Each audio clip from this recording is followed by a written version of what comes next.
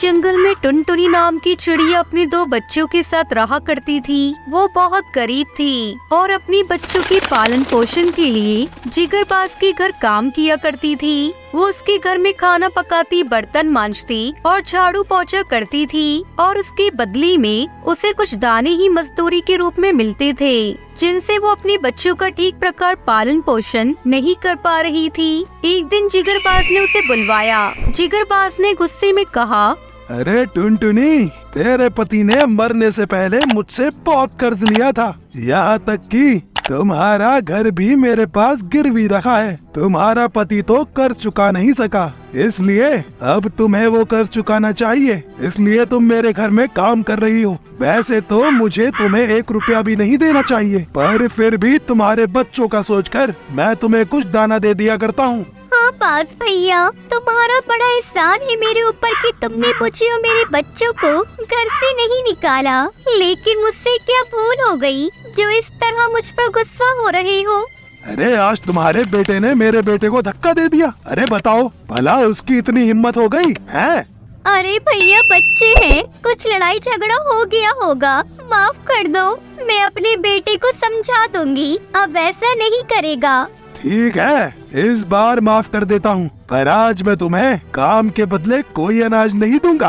ठीक है भैया, मत देना। तब तक आप लोग कमेंट में बताएं 19 into 2 + 5 कितने होते हैं।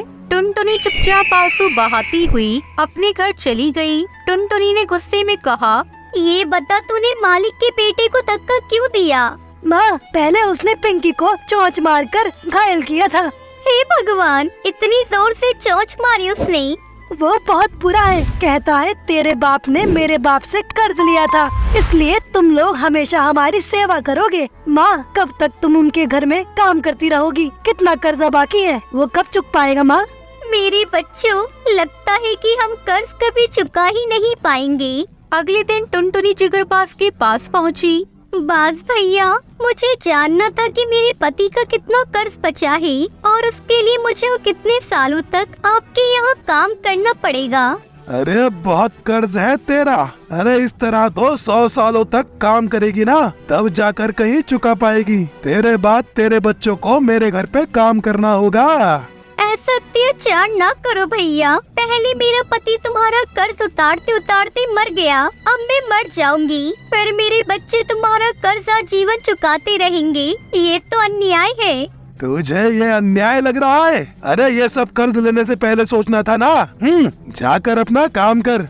अच्छा, कम से कम बता तो दो कितने रुपए अभी और बाकी हैं। मैं कुछ बाहर के काम करके उन्हें जल्दी चुकाने की कोशिश करूँगी। पूरे 2 लाख रुपए।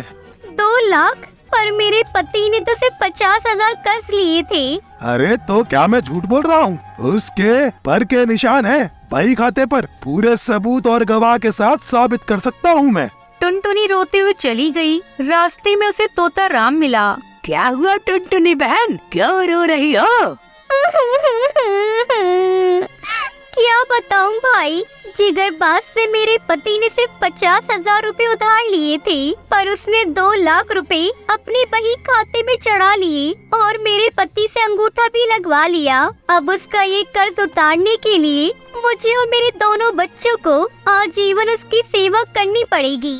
ये तो सारा जंगल जानता है कि जिगरबाज कितना झूठा और धोखेबाज है, पर उस पापी को एक विधवा चिड़िया पर भी तरस नहीं आया। अमीर पक्षियों के मन में हम गरीब पक्षियों की हैसियत ही क्या है? उनका बस चले तो हमारा खून तक निचोड़कर पी जाए। लगता है यही मेरे और मेरे बच्चों की किस्मत है कि हम उसकी गुलामी करते हुए जिए और इसी तरह मर जाए। दुखी मत हो बहन, मेरे पास उस जिगरबाज के बच्चे को सबक सिखाने का एक प्लान है। चलो तुम्हारे घर चलकर बात करते हैं। टुनटुनी और तोताराम घर पहुँचे। ये बात बेटे के बड़े पर निकल आए हैं। अगर तुम लोग सब मेरा साथ दो तो मैं 2 दिन में इनकी अकल ठिकाने लगा दूंगा। वो कैसे तोताराम? तोताराम ने उनके कान में अपना प्लान सुनाया। अगले ही दिन पिंकी और टुन्नू प्लान के अनुसार बाज के बेटे को चिढ़ाने लगे। अरे तेरे बापू का कर्ज कब चुकाया तुमने? बही खाते में तुम्हारे पिता के अंगूठे के निशान के साथ साथ मैंने 2 लाख रुपए का हिसाब अपनी आंखों से देखा है। झूठ बोल रहे हो। अगर ऐसा है तो हमें भी हिसाब दिखाओ तो जाने। तुम्हें क्या लगता है मैं दिखा नहीं सकता? ठहरो, अभी बही खाता लेकर आता हूँ। ये कहकर वो अपने घर उसके पिता का बही खाता ले आया। ये देखो, ये रहा तुम्हारा हिसाब और इस पर तुम्हारे पिता के अंगूठे के निशान है। टुन्नू ने मौका पाकर तुरंत वो पन्ना ही फाड़कर फेंक दिया। अरे ये तुमने क्या किया? अब तो पिताजी मुझे मार ही डालेंगे। अब तुम देखो तुम्हारा क्या होगा, हम तो चले। इतना कहकर दोनों बहन भाई हंसते हुए चली गई। अगले दिन टुनटुनी जिगरबाज की शिकायत लेकर पुलिस के पास पहुंची। टुनटुनी को न्याय दिलाने के लिए जिगरबाज को स्टेशन बुलाया गया। इंस्पेक्टर जी, जिगरबाज ने हमारे साथ बेईमानी की है। उसने 50,000 कर्ज देकर 2 लाख बही खाते पर चढ़ा लिया है। क्यों जिगरबाज, क्या टुनटुनी ठीक कह रही है? अरे नहीं इंस्पेक्टर जी, ये झूठ कहती है। मेरे बही खाते में इसके पति के अंगूठे के निशान है। उसने 2 लाख रुपए कर्ज लिया था। जिगरबाज ने अपना बही खाता खोला तो चौंक पड़ा। बही खाते को बार बार उलट पुलट कर देखा, पर उसमें वो पन्ना ही गायब था जिस पर टुनटुनी के पति के अंगूठे के निशान थे। क्या हुआ, दिखाओ कहाँ लिखा है कि टुनटुनी के पति ने तुमसे 2 लाख रुपए उधार लिए थे? अरे पता नहीं वो पन्ना कहाँ गया। अरे कुछ दिनों पहले तक तो वो यही था। अरे जब तुम्हारे पास इस बात का कोई सबूत नहीं है कि टुनटुनी के पति ने तुमसे 2 लाख रुपए उधार लिए थे, तो अब मेरा फैसला है कि तुम टुनटुनी को 50,000 रुपए जुर्माने के दोगे, क्योंकि इतने सालों से बिना वजह तुम उसे अपने घर की नौकरानी बनवाकर काम करवा रहे हो, और वो भी बिना तनख्वाह दिए। अरे मुझे माफ कर दीजिए इंस्पेक्टर जी। आखिर जिगरबाज ने टुनटुनी को 50,000 रुपए दे दिए। अब टुनटुनी अपने बच्चों के साथ खुशी खुशी रहने लगी। एक घने जंगल में टुनटुनी नाम की एक गरीब चिड़िया घोंसला बनाकर रहती थी। उसके 3 बच्चे थे, गोलू, भूरी और पिंकी। टुनटुनी का घोंसला बहुत पुराना और जर्जरा हो गया था और कभी भी गिर सकता था, पर वो बारिश आने से पहले उसे ठीक नहीं करा सकी। एक रात तेज आंधी और बारिश में उसका घोंसला टूटकर गिर पड़ा। टुनटुनी ने किसी प्रकार अपने बच्चों की जान बचाई। टुनटुनी और उसके बच्चे सारी रात बारिश में भीगे, जिसके कारण बच्चों को बुखार आ गया। गोलू, भूरी और पिंकी अभी बहुत छोटे थे, उनके पंख भी पूरी तरह से नहीं निकले थे। अगले दिन सुबह बच्चों को बुखार में तपता देखकर टुनटुनी बहुत परेशान हो गई और डॉक्टर तोताराम के पास मदद मांगने पहुंची। डॉक्टर साहब, मेरे बच्चे रात भर बारिश में भीगने के कारण बीमार पड़ गए हैं। क्या आप उनका इलाज कर देंगे? हाँ टुनटुनी, ये भी कोई पूछने की बात है। डॉक्टर का तो फर्ज होता है रोगी का इलाज करना। चलो मुझे अपने बच्चों के पास ले चलो।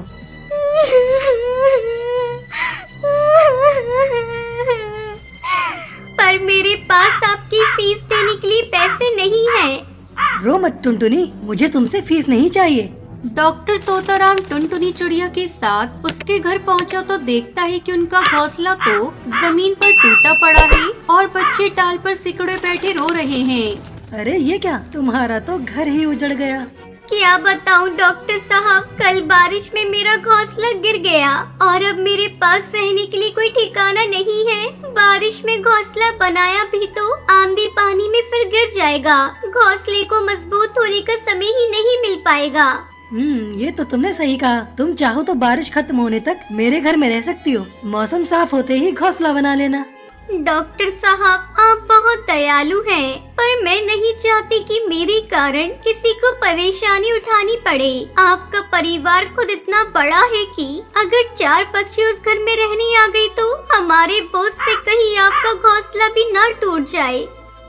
ये भी बात तुमने सही कही। देखो मेरे पास एक और उपाय है। जंगल के दूसरे छोर पर जो इंसानों की बस्ती है, वहाँ इंसान अपने घरों में शुद्ध हवा का आवाजाही के लिए रोशनदान बनवा कर रखते हैं। अगर तुम चाहो तो बारिश के मौसम बीतने तक अपने बच्चों के साथ वहाँ आराम से रह सकती हो। बारिश बीतते बीतते तुम्हारे बच्चे भी कुछ बड़े और ताकतवर हो जाएंगे, तब तुम लोग घर बना सकते हो। इसमें मैं तुम्हारी सहायता कर दूंगा। टुनटुनी को ये बात ठीक लगी। तोताराम बच्चों को दवा पिलाकर और जरूरी सलाह देकर चले गए और टुनटुनी नए घर की खोज में जंगल से लगे हुए शहर में पहुंची। वहाँ जंगल के पास एक घर था जो खाली पड़ा था। वहाँ कोई नहीं रहता था। बेघर चिड़िया उसके बच्चों को एक आसरा मिल गया।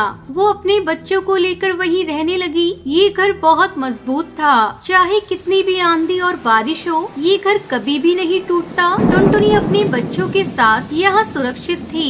आखिर बारिश का मौसम समाप्त हुआ तो टुनटुनी ने अपने बच्चों को बुलाया।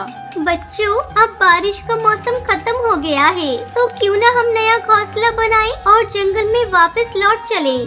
पर माँ, ये घर तो हमारे पुराने वाले घोंसले से कई ज्यादा अच्छा है और मजबूत है। हम यही क्यों नहीं रह सकते?